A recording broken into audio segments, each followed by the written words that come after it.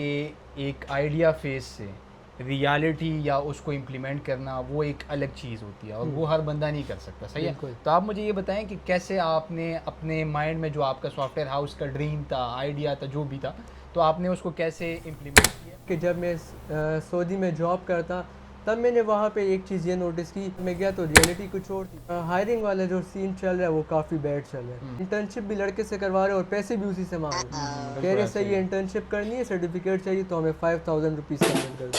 अस्सलामुअलैकुम, welcome to the very first episode of our podcast. इस podcast को start करने का मेरा मकसद ये है कि मैं आपके साथ उन स्टूडेंट्स को कनेक्ट कराऊं जिन्होंने अपनी यूनिवर्सिटी लाइफ को मैक्सिमम यूटिलाइज़ किया है। इसके साथ साथ उन्होंने या तो अच्छी जॉब्स क्रैक की है, या फिर अपना बिज़नेस स्टार्ट किया है, या फिर कोई और ऐसा अचीवमेंट किया है जो कि हम आपके साथ शेयर कर सकते हैं और आप उसे अपनी लाइफ में इम्प्लीमेंट कर सकते हैं। तो आज जो बंदा मेरे साथ यहाँ पे मौजूद है वो मेरा जूनियर है और मुझे भी आज उनसे सीखने को बहुत कुछ मिलेगा। एंड मुझे उम्मीद है कि आप भी इस वीडियो को आखिर तक देखेंगे तो आप भी बहुत कुछ सीखेंगे।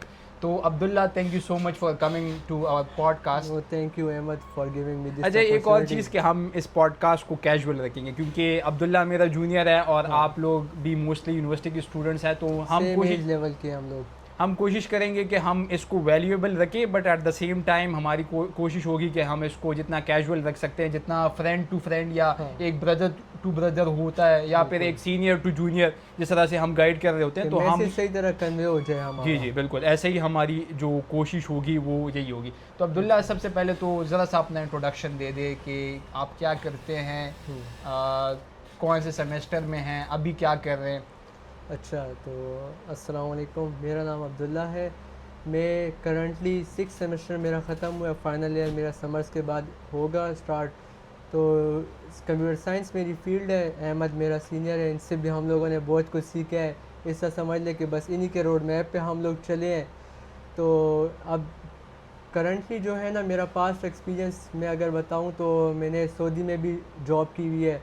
इसके अलावा यूएस बेस्ड कंपनीज के साथ भी मैंने प्रोजेक्ट्स किए हुए हैं, और भी काफ़ी है। लेकिन अब राइट नाउ मैं ये चाहता हूँ कि मैं कुछ अपना स्टार्ट करूँ, क्योंकि मैंने मार्केट में ये गैप देखा है कि एक इंटर्नशिप होती है, उसके पीछे 100 ऑफ एप्लीकेंट्स पड़े होते हैं। तो पाकिस्तान का जो ये हायरिंग वाला जो सीन चल रहा है वो काफ़ी बैड चल रहा है। तो मेरा एक फ्रेंड, ये क्लासमेट है मेरा, वो जब इंटर्नशिप के लिए अप्लाई उसने किया तो उल्टा जो सॉफ्टवेयर हाउस था, इस तरह के आजकल स्कैम्स चल रहे कि इंटर्नशिप भी लड़के से करवा रहे और पैसे भी उसी से मांग रहे। कह बिल्कुल रहे ऐसे सही ही है, है। इंटर्नशिप करनी है, सर्टिफिकेट चाहिए, तो हमें 5000 रुपीज़ सबमिट कर दो।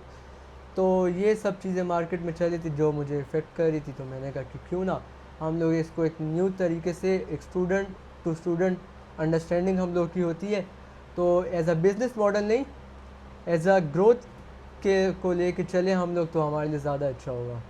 सही हो गया। तो आपके कहने का मकसद है कि आपने सॉफ्टवेयर हाउस को इसलिए स्टार्ट किया क्योंकि आपने देखा कि जितने भी स्टूडेंट्स हैं उनको इंटर्नशिप भी एक तो मिल नहीं रही, अगर हाँ, मिल रही है तो वो उल्टा उनसे पैसे ले रहे हैं। तो बिल्कुल। आपका एक मोटिव ये हो गया। मुझे आप बताएं कोई और मोटिव था आपका हाँ, इसके पीछे।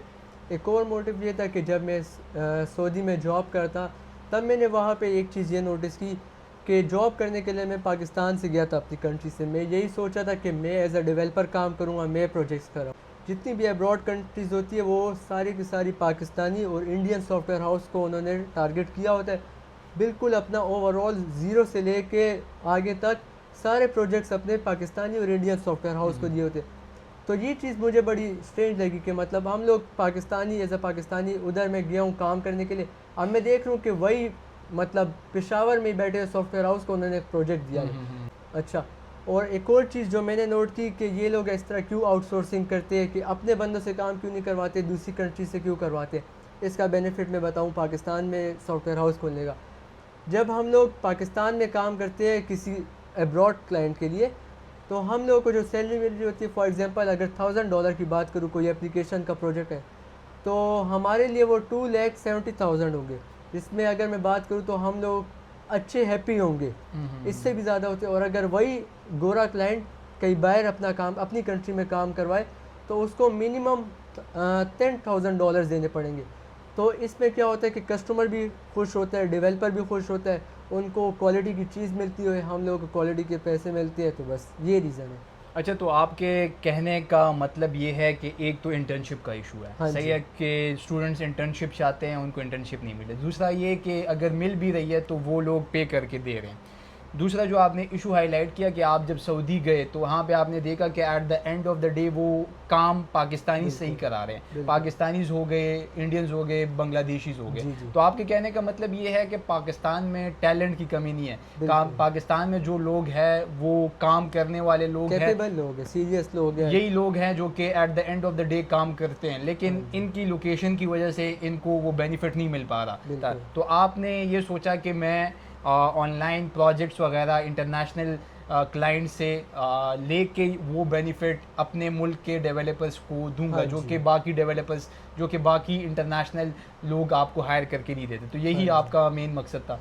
अच्छा अब्दुल्ला, अब ये बात तो हो गई, अब आप मुझे ये बताएं कि एक आइडिया फेस से रियलिटी या उसको इम्प्लीमेंट करना वो एक अलग चीज़ होती है और वो हर बंदा नहीं कर सकता, सही है। बिल्कुल। तो आप मुझे ये बताएं कि कैसे आपने अपने माइंड में जो आपका सॉफ्टवेयर हाउस का ड्रीम था, आइडिया था, जो भी था, तो आपने उसको कैसे इम्प्लीमेंट किया और कैसे जो हमारे व्यूअर्स हैं वो उसे इम्प्लीमेंट कर सकते हैं, क्योंकि ऑब्वियसली जितने भी स्टूडेंट्स हैं वो मोस्टली हमारे जो व्यूअर्स हैं वो स्टूडेंट्स ही हैं। तो बिल्कुल। आप एक स्टूडेंट को क्या मशवरा देते हैं कि किस तरह से आपने कौन कौन सी चीज़ें स्टेप वाइज करनी है, जो कि आप जिसको करने के बाद आप अपना सॉफ्टवेयर हाउस बनाने के काबिल हो सकते हैं, और कैसे आपने उसे लेकर चलना है।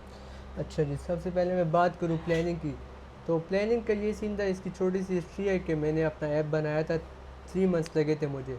अब उसको लॉन्च करने के लिए मैं एक एक सॉफ्टवेयर हाउस पे खुद जाके प्रपोज़ल दे रहा था, लेकिन मुझे ज़्यादातर इम्पोर्टेंस नहीं दी गई क्योंकि मेरी अपनी कोई आइडेंटिटी नहीं थी। स्ट्रॉन्ग इतना मेरा वो नहीं था कि मतलब बस सब इग्नोर ही करते एक तरह से। फिर मैं इस पे बैठा, मैंने कहा कि अब क्या करूँ? फिर मेरे माइंड में एक आइडिया है कि मैं अपनी आइडेंटिटी बनाता हूँ। वो आइडेंटिटी बनाने में मेरे 3 महीने लगे। वो इस तरह हुआ कि सॉफ्टवेयर हाउस का मैंने प्लान सोचा। सॉफ्टवेयर हाउस का प्लान तो अब आ गया माइंड में, हर एक स्टूडेंट के आता है, आपके भी आया होगा, जूनियर्स के भी माइंड में होगा कि अपना सॉफ्टवेयर हाउस सोच दे। अब उसको स्टार्ट कैसे करें, या मतलब प्लानिंग उसकी किस तरह करें? वो इस तरह था कि सबसे पहले तो आपने फोकस करना है अपनी टीम पे। अपनी टीम ऐसी रखे, सारे कैपेबल लोग होने चाहिए, जो गपशप वाले दोस्त हैं वो गपशप तक ही रहे, सीरियस इस चीज़ में उनको ना लाए, क्योंकि आप भी ख़राब तराब हो जाएंगे अगर आप ऑफिस फॉर एग्जांपल रेंट पे लेते हैं, यहाँ पे आके गप लगेगी और चले जाएंगे। तो मेरी ये एडवाइस है कि सबसे पहले तो आप अपनी टीम देखें। तो स्टेप वन हमारे पास क्या हो गया कि आप लोगों ने सबसे पहले फोकस करना है कि राइट बंदों को आप हाँ सेलेक्ट जी, कर सको। ऐसा नहीं करना आपने कि आप जाके अपने दोस्तों को इकट्ठा करो और उसके उनके साथ सॉफ्टवेयर हाउस बनाने लग जाओ, क्योंकि अगर वो आपके पास यहाँ पे होंगे तो ऑब्वियसली आप पे रेंट भी आ रहा है, बिल्कुल। आपके खर्चे भी हो रहे हैं, लेकिन आपके का आउटपुट उस तरह से नहीं आ पाएगा। हाँ तो जी, पहला जो टिप है जो आप मेरे व्यूअर्स को या फिर जितने भी स्टूडेंट्स हैं हमारे, जितने हमारे दोस्त हैं, भाई हैं, तो उनको आप ये दे रहे हैं कि टीम टीम आपने सेलेक्ट करनी है, लेकिन विदाउट एनी, मतलब हाँ, गपशप कोई कुछ फेवरेटिज्म आपने नहीं। उसमें नहीं करनी है, आपने सिर्फ काम के बेस उन पे। बंदों को रखिए जिनके साथ आपकी नहीं लगती। फिर जो अच्छा, आपका काम अगर होगा ना, काम करने के नहीं है फिर भी हाँ, रखिए। नहीं नहीं इस तरह भी मत कर। लेकिन जिन लोगों के साथ आपकी नहीं लगती, आपको पता है कि ये कैपेबल है, तो उनके अच्छा। साथ क्या होगा, सेम अभी मेरे ऑफिस में भी है। अब हम थोड़ा फॉर्मल हो गए हैं इस लेवल पे, हम दोनों के बीच में अभी कंपटीशन चलता है। अच्छा। तो उसकी टीम अलग है, मेरी टीम अलग है। हम लोगों का मेन फोकस है अपने प्रोडक्ट्स पे, अभी हम लोग काम कर रहे हैं। तो आगे स्टेप वन फ्यूचर हो में गया टीम को असेंबल करना। अब बताएं कि स्टेप टू में क्या करेंगे। स्टेप 2 में ये कि मैं आप लोगों को यही बोलूँगा, मेरी एडवाइस है ऑन साइट जाए, रिमोट स्टार्ट करने की बजाय ऑन साइट। ऑन साइट में क्या बेनिफिट होता है कि आप फॉर एग्जांपल कोई प्रपोजल लेके जाएंगे किसी कंपनी के पास, सबसे पहला क्वेश्चन उनका ये होगा कंपनी रजिस्टर्ड है, सेकंड क्वेश्चन क्या होगा, आपका ऑफिस किधर है। ये दो क्वेश्चन होते हैं। अगर आपकी ये दोनों चीज़ें स्ट्रॉन्ग ना, रिमोट में क्या होता है कि बंदा रजिस्टर भी नहीं करता है कंपनी, और ऑफिस का भी जब सवाल होता है तो वो एकदम आपकी वैल्यू डाउन हो जाती है। अपनी आइडेंटिटी पे फोकस करें। रिमोटली जो आप काम करेंगे उसकी भी आइडेंटिटी होती है, लेकिन सोशल मीडिया तक।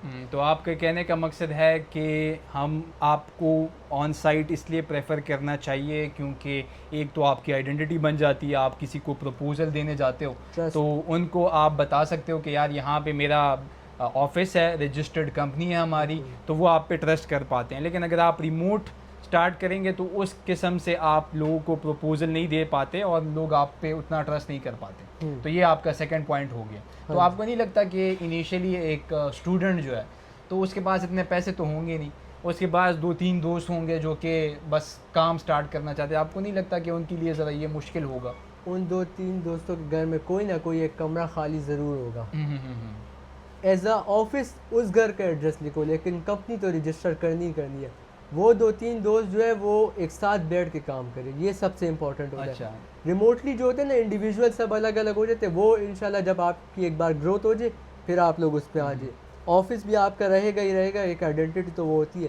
रिमोटली जब आप अलग अलग काम करते हैं ना, आपको ही पता है टीनेजर्स जो हम लोग होते हैं यूनिवर्सिटी वाले, हमारी लाइफ में और भी काफ़ी चीज़ें होती है, घर की चीज़ें होती है, यूनिवर्सिटीज़ की चीज़ें होती है, और भी मल्टीपल काफ़ी चीज़ें होती है, जिसकी वजह से हम अब जब मेरे साथ मेरे कॉलीग्स बैठे होते हैं तो मैं फ़ोन अपना यूज़ नहीं कर सकता। घर में मैं रिमोट जब काम कर रहा हूँ तो मैं आधा घंटा काम करता हूँ, 2 घंटे रील्स देखता हूँ इंस्टाग्राम पे, तो ये एक प्रॉब्लम है। तो तीसरा जो पॉइंट हो गया या फिर तीसरा जो टिप हमने जूनियर्स को दिया है वो ये है कि ऑन साइट में कहीं ना कहीं ऑफिस इन्वायरमेंट होना चाहिए। आपकी प्रोडक्टिविटी ज़्यादा होती है, आप बाउंड होते हैं, आपको कोई देख रहा होता है, तो आप कहते हैं, आपकी कोशिश होती है कि आप ज़्यादा से ज़्यादा काम करें और कम से कम टाइम वेस्ट करें, तो इसी वजह से भी ऑन साइट आप प्रेफर कर रहे हैं। अच्छा, आप मुझे अब ये बताओ ना कि ऑफिस तो खोल लिया, ऑफिस तक तो चलो आप कह लो कि एक किस्म से आसान काम था, सही है, क्योंकि आप कह रहे हो कि रूम में आके आप अपना ऑफिस खोल सकते हो, अपना कोई रूम आपने यूटिलाइज कर लिया, इस तरह की कोई चीज़ हो गई। रिमोट भी चलो आप हम ऑप्शन दे देते हैं, रिमोट आपने स्टार्ट कर लिया, लेकिन अब मेन चीज़ आती है कि यार प्रोजेक्ट कहाँ से ढूंढने हैं, और प्रोजेक्ट ढूंढना सबसे मेन काम है। प्रोजेक्ट नहीं होगा तो आपकी कंपनी का कोई वो नहीं है। तो आप मुझे ये बताएं कि आपने प्रोजेक्ट कहाँ से ढूंढा, कैसे आप इस चीज़ को लेके चल रहे हैं, और दूसरा ये कि प्रोजेक्ट ढूंढने के बाद आप किन चीज़ों का ख्याल रख रहे हैं कि आपके क्लाइंट्स आपसे सेटिस्फाइड रहें? इस तरह है कि मेरा बैकग्राउंड आईटी का है, मेरी मार्केटिंग पावर ज़ीरो है, कन्विंसिंग पावर मेरी ज़ीरो है, मतलब कम्युनिकेशन स्किल्स में मैं काफ़ी वीक हूँ। टीम में अपने साथ एक ऐसा बंदा ज़रूर रखे जिसके अंदर ये सारी कैपेबिलिटी हो, बेशक उसका बैकग्राउंड डेवलपमेंट साइड पे ना हो। तो मेरी एडवाइस ये है कि प्रोजेक्ट्स आपको तभी मिलेंगे, अपने साथ टीम में एक ऐसा बंदा रखे जिसकी कम्युनिकेशन पावर बहुत स्ट्रॉन्ग हो, जिसकी कन्विंसिंग पावर बहुत स्ट्रॉन्ग हो, उसको आप किसी के सामने बिठाए तो वो उसको कन्विंस करके ही उठे। तो आपके कहने का मकसद ये है कि सेल्समैन ज़रूर होना चाहिए, आपके ग्रुप में भी कोई ऐसा बंदा ज़रूर होगा जो कि हाँ जी, जो कि आपको बातों में इस तरह से लाता है, तो आपने एक उस बंदे को अपनी टीम में रखना है। मेरे भी ग्रुप में एक बंदा है, आप में से भी काफ़ी लोग उसको जानते होंगे, नाम मैं नहीं लूँगा, लेकिन एक बंदा है, दोस्ती करता रहता है। तो वो बंदा, इस तरह का बंदा आपने ढूंढना है जो कि कन्विंसिंग पावर उसकी ज़्यादा हो, जो कि लोगों को अट्रैक्ट कर सके, उनको कन्विंस कर सके, उनका ट्रस्ट बिल्ड कर सके। तो इसके अलावा ये कि अभी हम लोगों का स्टार्टिंग फेज है सॉफ्टवेयर हाउस का। तो आप मुझे ये बताएं कि प्रोजेक्ट्स आपके, एक बंदा तो आपके पास ऐसा हो गया, हाँ जी, अब कैसे आप प्रोजेक्ट को अच्छा, मैं उस तरफ आ ही रहा था। अभी हमारा स्टार्टिंग फेज है। राइट नाउ हम लोग सारी की सारी टीम, इससे समझ ले कि एक एक कंपनी में खुद जाके प्रपोजल्स की पहले अपॉइंटमेंट ले रही है, फिर जब वो अपॉइंटमेंट दे रहे तो उनके लिए प्रपोजल्स बाद में तैयार करे। पहले हम जाते हैं उनके ऑफिस, बात करते हैं कि ये हमारा प्रपोजल है, इसके बारे में हमने किसी कंसर्न बंदे से बात कर ली। अब इसके बारे में मैं वीडियोस अपने इंस्टाग्राम अकाउंट्स पे डालूँ तो आप लोग वो भी विज़िट करें। सारी मैं जर्नी वहाँ पे शेयर भी करूँ कि किस तरह हम किसी के ऑफिस जाते हैं, उनसे क्या बात करते हैं, फिर वो हमें प्रपोजल का टाइम देते हैं। कल भी यहाँ पे इसी तरह हम लोगों ने स्टार्ट किया और हमें प्रपोजल्स आना शुरू हो गए। तो स्टार्ट में गिव अप मत कर देना, क्योंकि इस तरह कि आपके पास स्किल्स है, कम्युनिकेशन पावर नहीं है, तो वो चीज़ बिल्ड होने में टाइम लेगा, लेकिन इस तरह गिव अप मत कर देना। फॉर एग्जांपल अगर आप 10 शॉप्स में जाते तो कोई एक बंदा तो आपसे राज़ी हो ही जाता है। अच्छा, तो आपके कहने का मतलब ये है कि आप जब किसी कंपनी को अप्रोच करते हो तो आप उसके लिए पहले रिसर्च करके जाते हैं कि उनकी वेबसाइट किस तरह से है, उनका ऐप किस तरह से है, उनके बिजनेस को हम मज़ीद किस तरह से अच्छा कर सकते हैं, उनके पेन पॉइंट्स क्या है, पहले से रिसर्च करके जाओ, प्रिपेयर हो के जाओ। फिर उनसे आप मीटिंग एक फ़िक्स कराते हैं और फिर जाके वहाँ पे आप अपना प्रपोजल पिच करा देते हैं। दूसरा ये कि आप ये सजेस्ट कर रहे हैं कि आपने इनिशियली घबराना नहीं है। बिल्कुल, हाँ, 10 प्रपोजल्स देंगे आप, 20 प्रपोजल्स देंगे, तो उसके बाद एक आपका काम आएगा, और आपने इनिशियली इस चीज़ को माइंड में रखना है।